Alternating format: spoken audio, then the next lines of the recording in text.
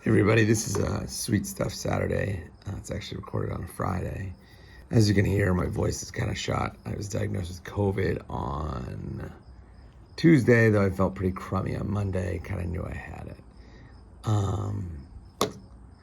Just been really tired. It's like I had 3 different things, like a stomach thing, a fever thing, and then like a tired thing. So with some hacking, coughing, it was just miserable. But I'm doing okay.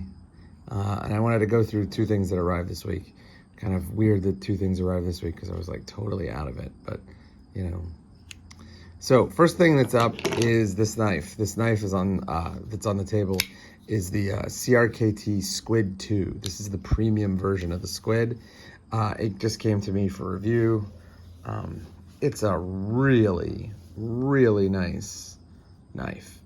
I think it's probably not a stretch at all to say that this is the nicest knife that CRKT has ever produced. It's, you know, the classic Squid design, made a little bigger. The blade is like just under 2.6 inches, 2.7 inches. It's like 2.66, 2.65. It's really a nice knife. The handles are micarta. As you can see, they have that really cool brass pivot collar, which I like a lot. Micarta is nice. Let me see if I can pull it. You don't even need me to. There's, you can see that it's skeletonized on the inside. And it has a deep carry over the top pocket clip. The brass collar matches up with this back spacer, which is also brass. As a result, this knife is pretty chunky. However, I think if you really wanted to, you could take this back spacer out and replace it with something else. And like if you had a carbon fiber one, you could 3D print something. It would be pretty light because this back spacer is just a thick chunk of brass. The blade is M390, which I think this might be the first. If it's not the first, it's one of the first CRKTs to run M390.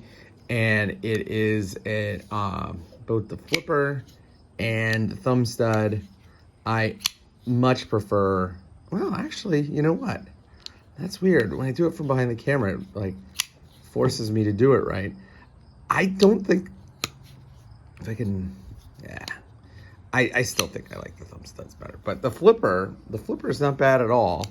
The knife is really thick. The stock is super duper thick. Like here's the stock compared to what I was carrying today, which is the Best Tectonic. Ooh, this is a hot knife, let me tell you. I like that knife. I don't even think, let's see. I love to do this. This is always funny. It's like, how fat is this knife? I don't even think the blade, no. The blade will not fit. The blade will not fit in the blade well. The blade of the Squid II will not fit in the blade well of the Best Tectonic. As a result, this is just a massively thick knife. So even though it's a 2.6 inch blade, it's right under 5 ounces, which is way heavier than what I normally like. I try to get under 3 ounces, so this is like almost twice as heavy as what I normally carry. A couple of things though. The knife is pretty wide. It's relatively short, so those are okay. The clip is really good, and it kind of keeps things out of the way. And I don't think I would like want to carry this in like real thin shorts on a hot summer day, but a pair of jeans or a pair of cargo pants or cargo shorts, this is totally fine. So there's that knife. Great knife. Looking forward to reviewing it. Excellent polish. And then there's this. This is the antithesis of the CRKT Squid II. This is the Dave Wenger Aphid 2, and this is a handmade knife, and it is designed to be an EDC fixed blade, and it is amazing. So he had these for sale. They go up for sale every once in a while. If you don't know Dave Wenger's work, he does stuff that's sort of like in between like tactical and bushcrafty stuff. Kevin Estella, who knows a lot more about martial bladecraft than I do, he wrote a really good review on one of his like close quarter combat knives, and I don't like the look of that knife, but I like all of the things that he said about it in terms of its like design and how well it was made. This knife is clearly, obviously, I mean, like, it's ridiculously small. Not a Marshall blade craft knife. This is basically just like a convenience cutter, but a couple of really cool things that I just am blown away by. By the way, 40 bucks, 40 freaking bucks. This is a Nitro V blade steel. So, you know, like, the question isn't whether you should get it. The question is, can you get it in time? Because boy, do they sell out fast. The knife has a, as you can see, there's a little bit of softening of the edges up here that's not present here. I think it's probably so you can do some ferro striking if you want, and also because it's trying to give a little bit of smoothing out the handle. The blade, this is crazy that he does this. I just like,